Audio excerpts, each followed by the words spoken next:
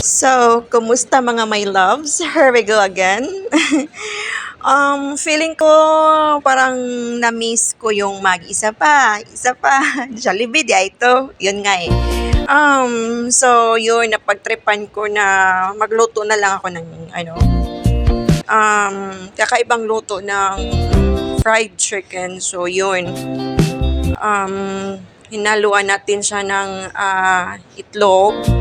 Tapos ito nakaano ng mga manok.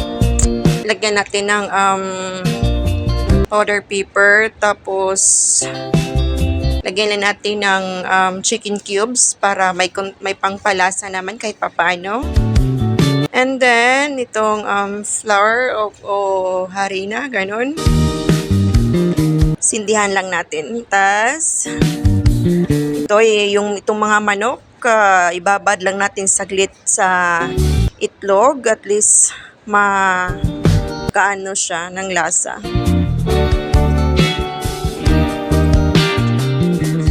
And then afterwards, na natin siya, ibubuda natin siya sa harina o cornstarch. Yun. Pero di ako sure mga my loves kung kagaya ba ng Jollibee ang kalalabasan nito o parang KFC lang. Papro-pro ng pagluluto Sa totoo lang, itlog, boiled egg naman yung kayang lutuin. Pero matry natin. So ito, nag-golden brown na siya. And then this is it.